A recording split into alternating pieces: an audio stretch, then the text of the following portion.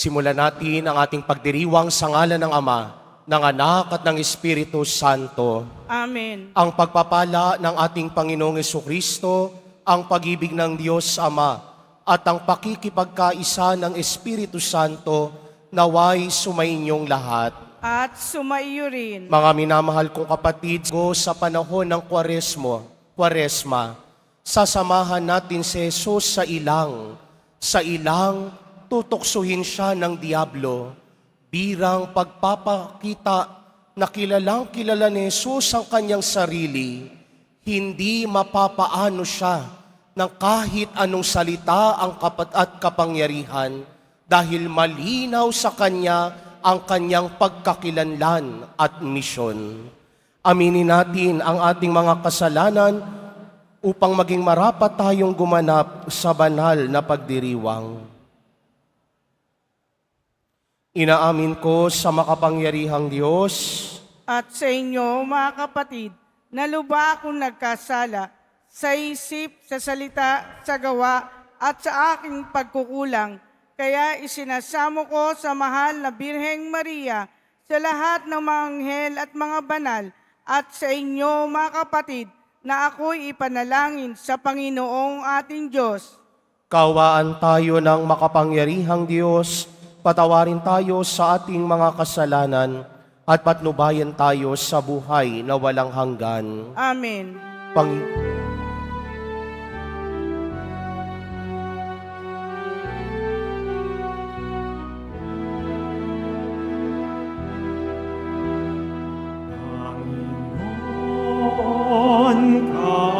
Kawan mo kami.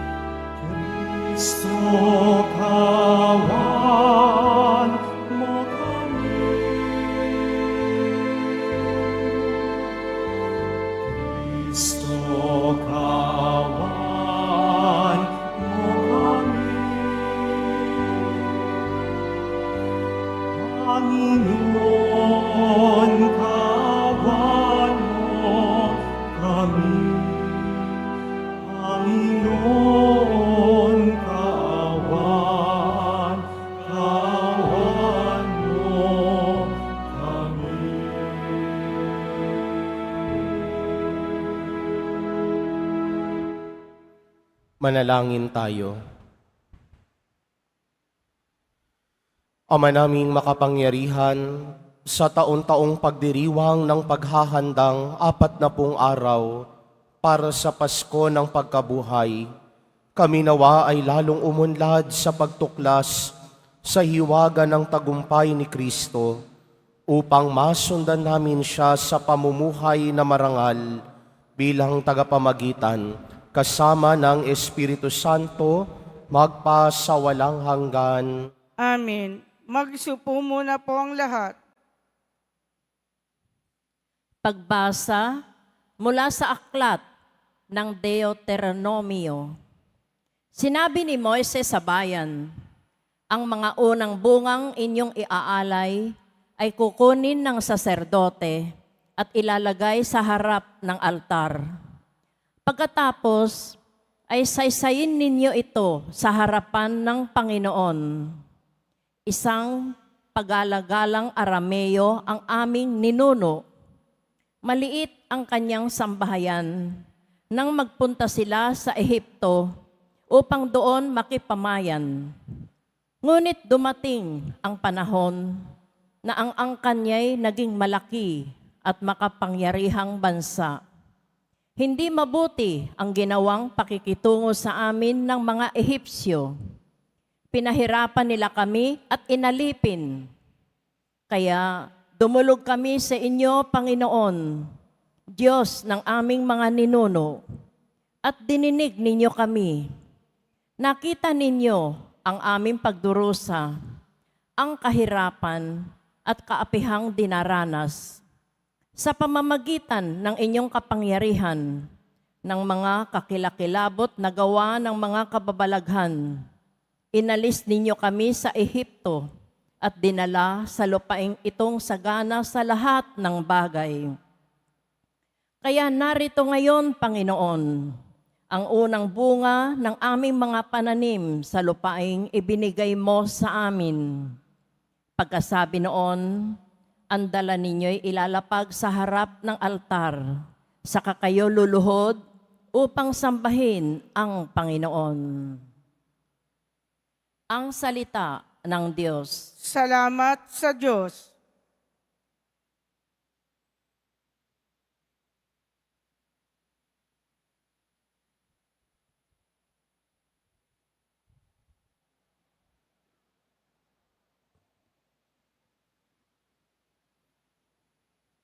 Poon ko ako'y samahan sa dusa at kahirapan. Poon ko, ako'y samahan sa dusa at kahirapan. Siyang naghahangad ng pagkupkup ng kataas-taasan at nananatili sa kalinga niyong makapangyarihan, makapagsasabi sa kanyang Panginoon, muugkat tahanan, ikaw ang aking Diyos, ang Diyos na tangi kong pinagtitiwalaan. Poon ko, ako'y samahan sa dusa at kahirapan. Di mo aabuting ikay mapahamak at walang daratal kahit anong uring mga paghihirap sa iyong tahanan. Susuguin niya ang maraming anghel, silang susubaybay kahit sa ang dako, ikaw maparoon, tiyak iingatan. Poon ko, ako'y samahan sa dusa at kahirapan. Sa kanilang palad ay itatayukat silang magtataas nang hindi masaktan ang mga paa mo sa batong matalas. Kahit ang tapakan mo ay mga leon, ahas na babagsik, di ka maaano sa mga serpiente, liyong bababangis. Poon ko, ako'y samahan sa dusa at kahirapan. Ang sabi ng Diyos, aking ililigtas ang tapat sa akin at iingatan ko ang sinumang taong ako'y kikilalanin. Pag sila'y tumawag, laging handa ako na sila'y pakinggan. Aking sasamahan at kung may hilahil ay sasaklolohan. Aking ililigtas at ang bawat isa ay pararangalan. Poon ko, ako'y samahan sa dusa at kahirapan.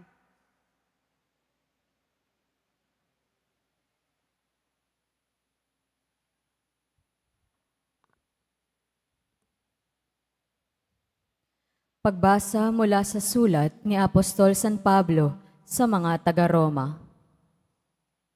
Mga kapatid, ito ang sinasabi ng banal na kasulatan.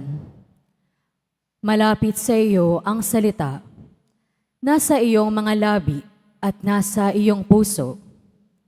Ibig sabihin, ang salitang pinangangaral namin tungkol sa pananampalataya. Kung ipahahayag ng iyong mga labi na si Jesus ay Panginoon at mananalig ka na buong puso na siya'y muling binuhay ng Diyos, maliligtas ka. Sapagkat nananalig ang tao sa pamamagitan ng kanyang puso at sa gayoy napawawalang sala at nagpahayag sa pamamagitan ng kanyang labi at sa gayoy naliligtas. Sinasabi ng kasulatan, hindi mabibigo ang sinumang nananalig sa Kanya. Walang pagkakaiba ang katayuan ng Hudyo at ng Griego. Iisa ang Panginoon ng lahat at siya ang nagkakaloob ng kaniyang kayamanan sa lahat ng tumatawag sa Kanya.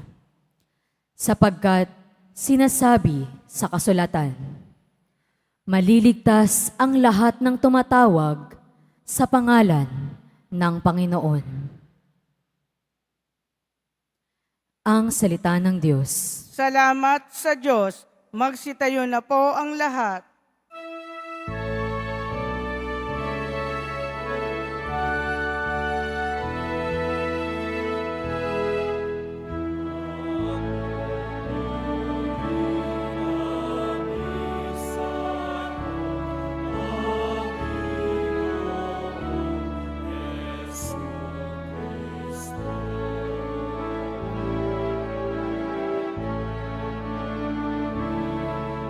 Kami sa'yo, Panginoon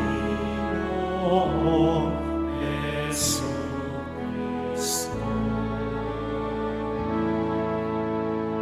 Tao ay nabubuhay, hindi lamang sa tinapay, sa salitang mahal, mula sa bibig na banal ng Ama nating may kapal.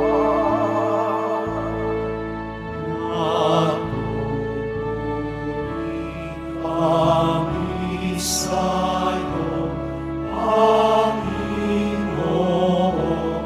Jesucristo.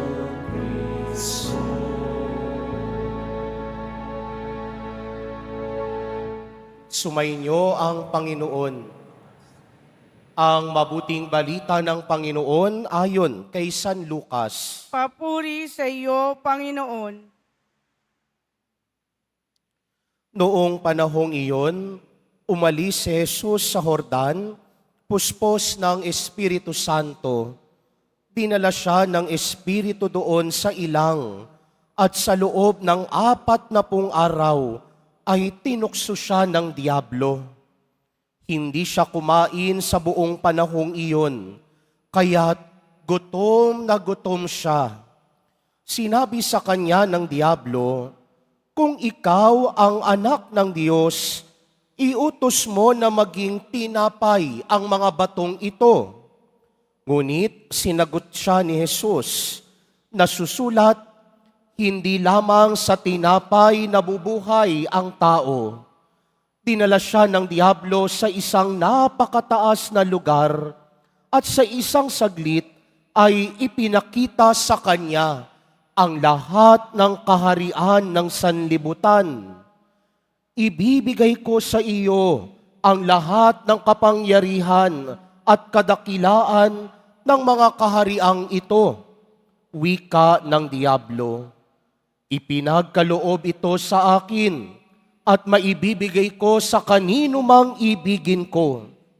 Kaya't kung ako'y sasambahin mo, magiging iyo ang lahat ng ito. Sumagot si Jesus, nasusulat, ang iyong Diyos at Panginoon ang sasambahin mo, at siya lamang ang iyong paglilingkuran. At dinala siya ng diablo sa taluktok ng templo ng Jerusalem, at sinabi sa kanya, kung ikaw ang anak ng Diyos, magpatihulog ka, sapagkat nasusulat, ipagbibiling niya sa kanyang mga anghel na ingatan ka at aalalayan kanila upang hindi ka matisod sa bato. Subalit, sinagot siya ni Jesus, nasusulat, huwag mong subukin ang Panginoong mong Diyos. Pagkatapos siyang tuksuhin ng diablo sa lahat ng paraan, ito'y umalis at naghintay ng ibang pagkakataon. Ang mabuting balita ng Panginoon. Pinupuri ka namin, Panginoong Hesukristo. Magsiupo muna ang lahat. Magandang umaga po sa inyong lahat. Maligayang pagbabalik muli sa Basilica Menor at Pambansang Dambana ni Jesus Nazareno dito sa Quiapo. Ngayon ay linggo ng Panginoon, araw nating mga deboto, araw ng pakikipagdaupang palad kay Jesus Nazareno. At sa unang linggo sa panahon ng Kwaresma, 3 bagay ang dapat nating alalahanin. Una, check your tendencies. Pangalawa, check your desires and longings. Pangatlo, check your relationships. Tignan mo yung mga bagay na kinahihiligan mo. Ano-ano yung mga inclination mo? Tingnan mo yung mga bagay na ginugusto mo. Ano-ano yung mga bagay na nakapagsasabik sa iyo. At tignan mo rin ang relasyon mo sa sarili mo, sa magulang mo, sa kapatid mo, sa asawa mo, at sa Diyos. Dahil kung kilala natin ang ating mga sarili, kung may malalim tayong kamalayan sa ating sarili, hindi tayo basta-basta maaapektuhan ng sasabihin ng ibang tao. Sa Ingles, ang tawag diyan, self-awareness. Kilala mo ba talaga ang sarili mo? O baka may alam ka lang patungkol sa sarili mo? Dahil kung kilala mo ang sarili mo, kung meron kang malalim na kamalayan sa pagkatao mo, alam mo kung ano ang nagpapasaya sa iyo, alam mo kung ano ang nakapagdadala sa iyo sa kapahamakan, alam mo kung ano ang mga nagpapakasabik sa iyo, hindi ka maaapektuhan ng sasabihin ng ibang tao. Kaya 3 salita: tendencies, deep longings, and relationships. Mga inklinasyon, mga bagay na nagpapasabik sa iyo, at mga relasyon mo. Ngayong unang linggo sa panahon ng Kwaresma, sasamahan natin si Jesus sa ilang. Sabi sa unang bahagi ng Ebanghelyo, puspos si Jesus ng Espiritu Santo. Bakit? Dahil bago pumunta si Jesus sa ilang, ano ba ang nangyari? Hindi ba't bininyagan siya ni Juan Bautista? At doon sa Ilog Jordan, ipinakilala siya ng Diyos Ama bilang kanyang anak na lubos niyang kinalulugdan. It was a programmatic of who Jesus is. Ipinapakilala ang pagkakakilanlan at misyon ni Jesus. Dahil nakita doon na si Jesus ang Mesiyas, si Jesus ang magliligtas sa lahat ng mga makakasalanan. Kaya sabi ni San Lucas sa unang bahagi ng Ebanghelyo, puspos ng Espiritu Santo si Jesus. Jesus was filled with the Holy Spirit. Ibig sabihin, alam na alam, malinaw na malinaw kay Jesus ang kanyang pagkakakilanlan at misyon. At Dahil malinaw kay Jesus ang kanyang misyon at pagkakakilanlan, susubukin siya ng kanyang amang nasa langit. Kaya anong nangyari? Dinala siya ng Espiritu sa ilang. At dun sa ilang, 40 araw siyang walang kinakain. 40 araw siyang nakikipanghusap, nakikipagdaupang palad sa kanyang amang nasa langit. At doon sa ilang, narinig natin, 3 beses sinubukang tuksuhin siya ng Diablo. Pero ano ang nangyari? Nagpadaig ba si Jesus sa tukso? Nagpatihulog ba si Jesus sa mga mabubulaklak na salita at sa kapangyarihang iniaalay sa kanya ng Diablo? Hindi.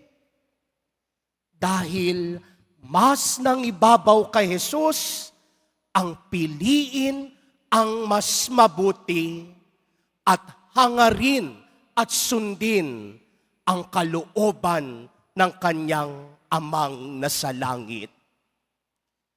Kaya nga, walang napapahamak, walang nagpapatihulog, walang nahuhulog sa tukso sa mga taong marunong sumunod, makinig at magtiwala sa kalooban ng Diyos.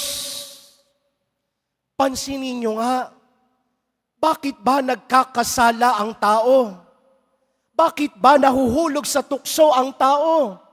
Dahil ba tinukso lang kayo ng Diablo?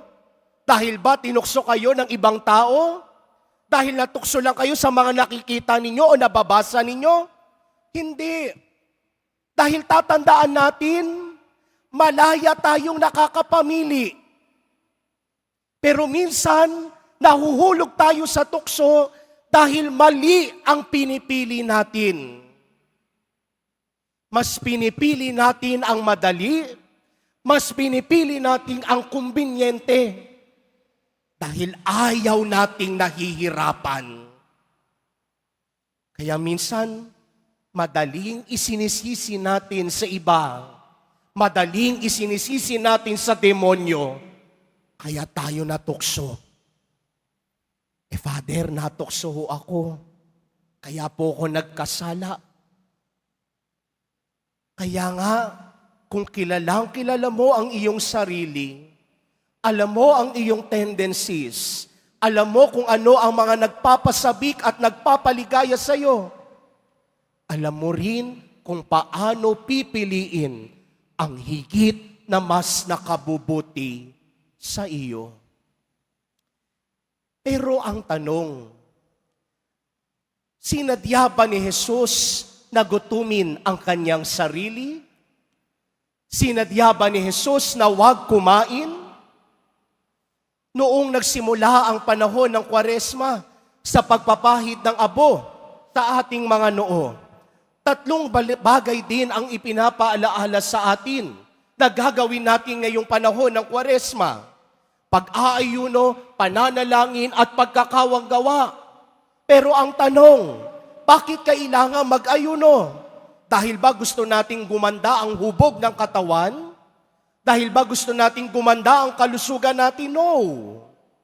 Sabi ko nung nakaraan sa homilya ko, nag-aayuno tayo dahil gusto nating maging sensitibo. Gusto nating maging malay, lumalim ang kamalayan sa pangangailangan ng kapwa. Kaya nga ang pag-aayuno ay paghuhubog din ng puso. Tinuturuan natin ang puso natin na piliin lagi ang mas nakabubuti. Kaya noon sa ilang, nag-ayuno si Jesus. Hindi dahil gusto niyang pabayaan ang kanyang sarili. Bagkus, ang ginagawang pag-aayuno ni Jesus ay pagpapahayag din ng pagmamahal. Sabi ni Santo Tomas de Aquino, Saint Thomas Aquinas, love is willing the good of the other. Ang pagmamahal ay ang paghahangad sa ikabubuti ng kapwa. Yun ang nangyayari sa pag-aayuno. Tinitiis natin ang gutom dahil gusto nating maging sensitibo at hangarin ang ikabubuti ng kapwa. Kaya nga sa dulo ng mga panunukso ng Diablo, nagtagumpay si Jesus. Dahil kilalang kilala ni Jesus ang kanyang sarili at mas nanaig kay Jesus ang piliin at sundin ang higit na nakabubuti. At ano ang mas nakabubuti? Ang pakinggan at sundin ang kalooban ng kanyang amang nasa langit. Simula pa lamang ito ng pagninilay natin sa ginagawang paghahanda ni Jesus para sa Paskwa ng pagpapakasakit, kamatayan at muling pagkabuhay niya pagkatapos nitong panahon ng Kwaresma. Pero tayo rin sanang mga nagnanais sumunod kay Jesus, hindi lang samahan si Jesus, hindi lang pakinggan ang mga kwento patungkol kay Jesus. Bagkus, maituon at maiugnay din sana natin ang buhay natin sa buhay na meron si Jesus. Tumayo ang lahat at ipahayag natin ang ating pananampalataya. Sumasampalataya ako Sa Diyos amang makapangyarihan sa lahat, na may gawa ng langit at lupa. Sumasampalataya ako kay Jesucristo, iisang anak ng Diyos, Panginoon nating lahat. Nagkatawan tao siya, lalang ng Espiritu Santo. Ipinanganak ni Santa Maria Birhen, pinagpakasakit ni Poncio Pilato, ipinako sa krus na matay, inilibing. Nanaog sa kinaroonan ng mga yumao, nang may 3 araw, nabuhay na maguli. Umakyat sa langit, naluklok sa kanan ng Diyos, amang makapangyarihan sa lahat. Doon magmumulang paririto at huhukom sa nangabuhay at nangamatay na tao. Sumasampalataya naman ako sa Diyos Espiritu Santo, sa banal na simbahang Katolika, sa kasamahan ng mga banal, sa kapatawaran ng mga kasalanan, sa pagkabuhay na muli na nangamatay na tao, at sa buhay na walang hanggan. Amen. Ngiling namin sa iyo ngayon, Ama, na patuloy mo kaming gabayan upang mapaglabanan namin ang mga tukso sa aming buhay.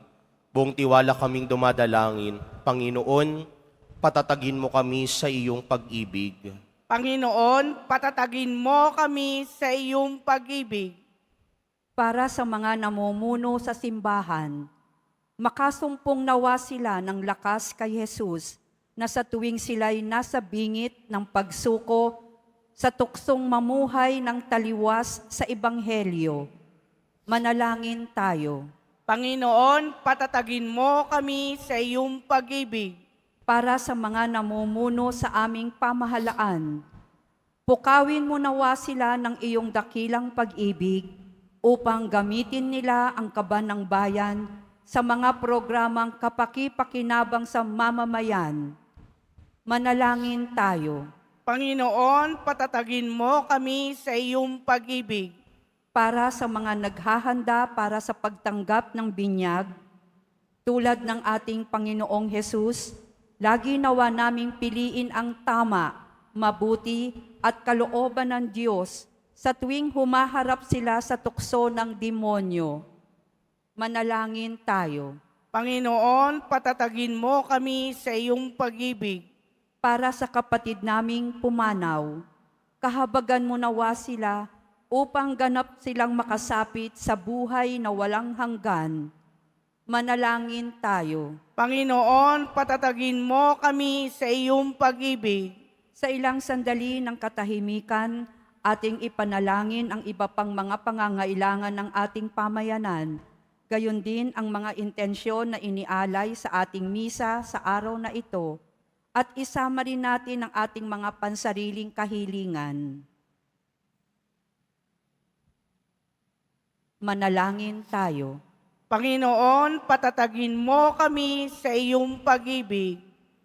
Ama, ikaw ang aming matibay na tanggulan sa harap ng bawat tukso at pangamba. Patuloy mo nawa kaming isang galang at patnubayan upang makapamuhay kaming banal at naaayon sa iyong salita. Niling namin ito sa pamamagitan ni Kristong aming Panginoon. Amen. Magsiupo muna po ang lahat.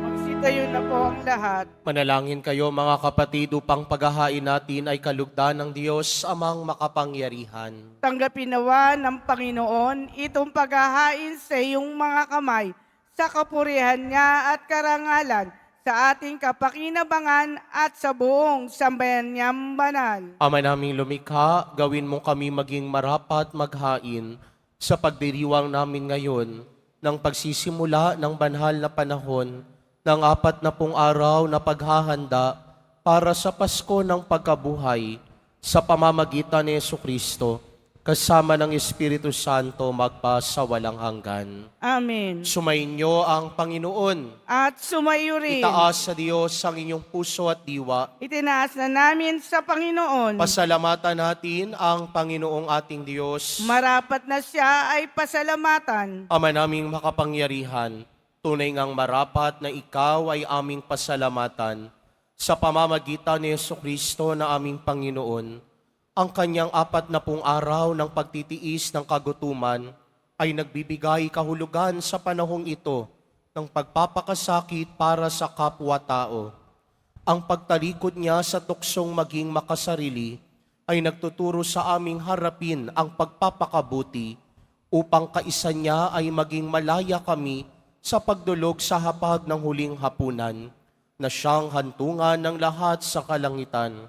Kaya kaisa ng mga anghel na nagsisiawit ng papuri sa iyo, nang walang humpay sa kalangitan, kami nagbubunyi sa iyong kadakilaan.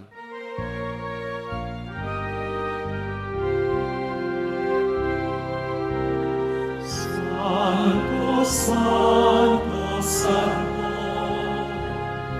ang iyong Diyos sa mga napupuno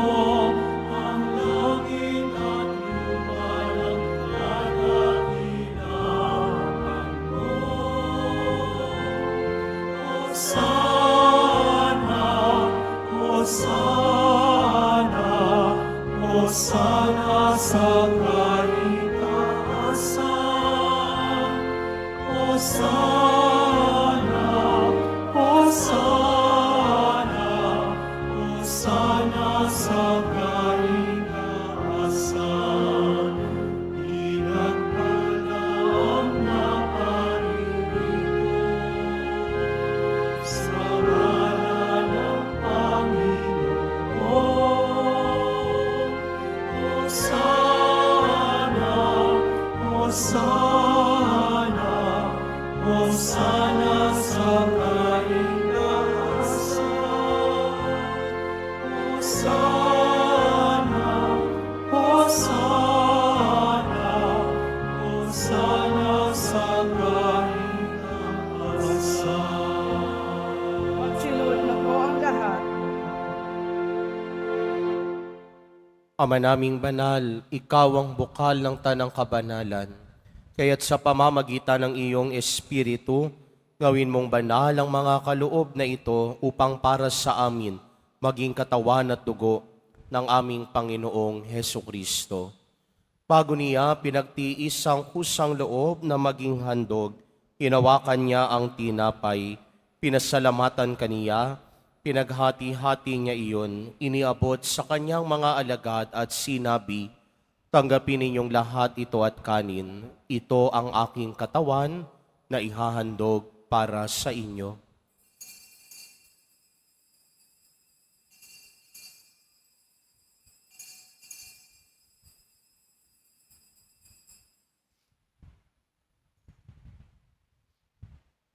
Gayun din naman noong matapos ang hapunan, hinawakan niya ang kalis, uli kanyang pinasalamatan, iniabot niya ang kalis sa kanyang mga alagad at sinabi, "Tanggapin ninyong lahat ito at inumin. Ito ang kalis ng aking dugo, dang bago at walang hanggang tipan. Ang aking dugo na ibubuhos para sa inyo at para sa lahat, sa ikapagpapatawad ng mga kasalanan. Gawin ninyo ito sa pag-alala sa akin."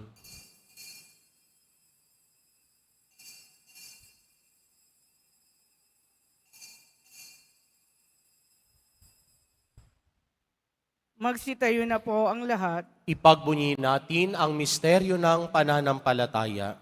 Si Kristo'y namatay, si Kristo'y nabuhay, si Kristo'y babalik sa wakas ng panahon. Ama, ginagawa namin ngayon ang pag-alala sa pagkamatay at muling pagkabuhay ng iyong anak, kaya't iniaalay namin sa iyo ang tinapay na nagbibigay buhay at ang kalis na nagkakaloob ng kaligtasan. Kami nagpapasalamat dahil kami iyong minarapat na tumayo sa harap mo para maglingkod sa iyo. Sinasamo namin kaming magsasalo-salo sa katawan at dugo ni Kristo ay mabuklod sa pagkakaisa sa pamamagitan ng Espiritu Santo. Ama, lingapin mo ang iyong simbahang laganap sa buong daigdig. Puspusin mo kami sa pag-ibig. Kaysa ni Francisco na aming Papa at ni Jose na aming Obispo at ng Tanang Kaparian, alalahanin mo rin ang mga kapatid naming nahimlay na may pag-asang sila'y muling mabubuhay, gayon din ang lahat ng mga pumanaw. Kawan mo sila at patuloyin sa iyong kaliwanagan. Kawan mo't pagindapatin kaming lahat na makasalo sa iyong buhay na walang wakas kaysa ng mahal na Birheng Maria na Ina ng Diyos, ng kabiyak ng puso niyang si San Jose, kaysa ng mga apostol ni San Juan Bautista at ng lahat ng mga banal na namuhay dito sa daigdig ng kalugod-lugod sa iyo, maipagdiwang nawa namin ang pagpupuri sa ikararangal mo sa pamamagitan ng iyong anak na aming Panginoong Heso Kristo. Sa pamamagitan ni Kristo, kasama niya at sa Kanya, ang lahat ng parangal at papuri ay sa iyo, Diyos Amang makapangyarihan, kasama ng Espiritu Santo, magpasawalang hanggan.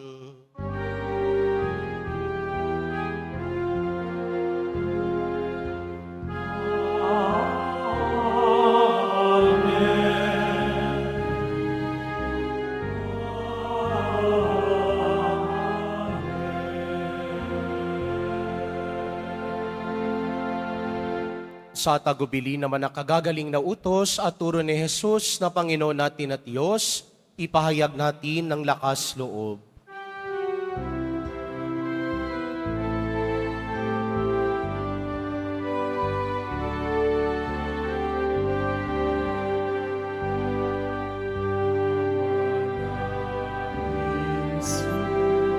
Sa langit na sa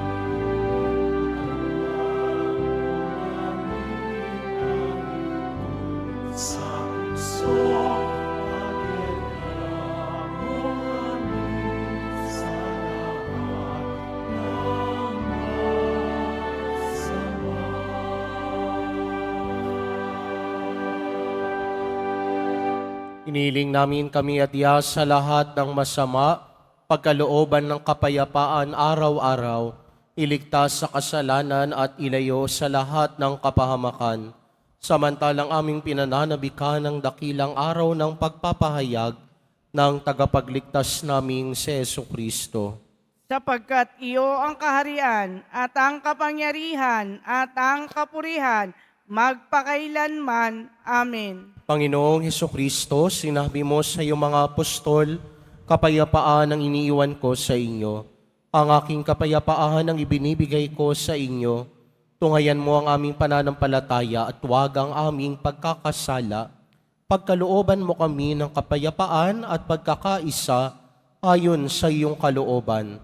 Kasama ng Espiritu Santo magpa sa walang hanggan. Amen. Ang kapayapaan ng Panginoon ay laging sumainyo. At sumayo rin. Magbigayan kayo ng kapayapaan sa isa't isa.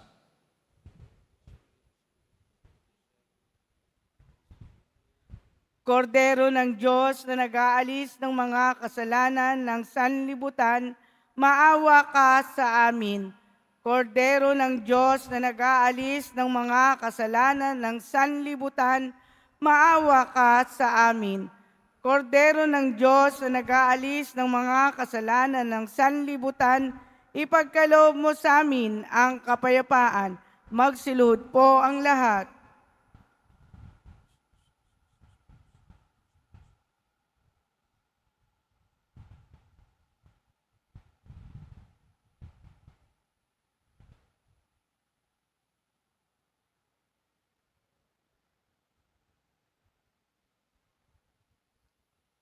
Ito si Jesus, ang kordero ng Diyos, na nag-aalis ng mga kasalanan ng sanlibutan. Mapapalad ang mga inaanyayahan sa kanyang piging. Panginoon, hindi ako karapat-dapat na magpatuloy sa iyo, ngunit sa isang salita mo lamang ay gagaling na ako.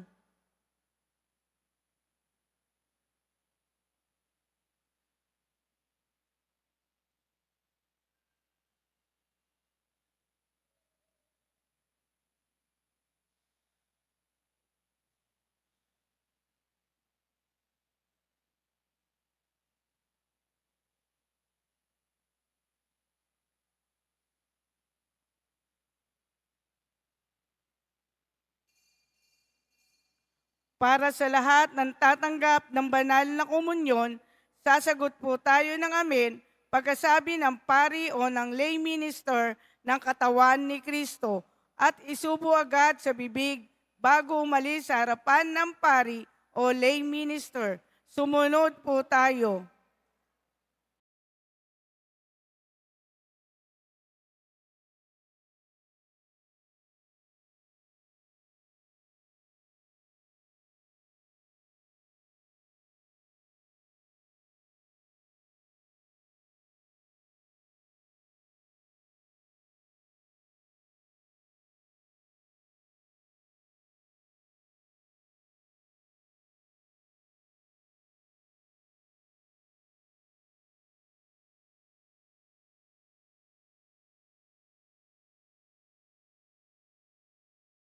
Magsitayo na po ang lahat. Manalangin tayo. Ama naming mapagmahal, kaming pinapakinabang mo sa pagkaing iyong bigay ay tumatanggap ng pampalakas ng pananampalataya, pampatibay ng pag-asa at pampaalab ng pag-ibig. Matutuhan nawa naming damahin ang gutom at pananabik sa tunay na pagkaing nagbibigay buhay upang kami makapamuhay sa bawat salita na namumutawi sa iyong bibig. Sa pamamagitan ni Jesucristo, kasama ng Espiritu Santo magpasa walang hanggan. Amen. Sumainyo ang Panginoon. At sumayo rin. Mahal na po ang Jesus Nazareno, inihayag mo sa pamamagitan ng krus ang walang mahaliw na pag-ibig ng Diyos sa sangkatauhan. Pakinggan mo ang kahilingan, lalo na para sa mga nangangailangan ng iyong tulong at awa. Makamtan nawa namin ang iyong kasagutan na may utang na loob na tinatanaw. Basbasan din po ninyo itong mga imahen at dasalan upang lalo kaming manalangin at magtiwala. Sa pamamagitan ng bendisyon na ito, naway lalo kaming maging mapaglingkod, masunurin na tapat sa iyo ng aming maluwalhating Panginoon, magpa sa walang hanggan. Amen. At pagpalain at pag-ingatan kayo lagi ng makapangyarihang Diyos, Ama, Anak at Espiritu Santo. Amen. Naialay na ang banal na misa, umayo kayong taglay ang pag-ibig at kapayapaan ng Poong Jesus Nazareno. Salamat sa Diyos.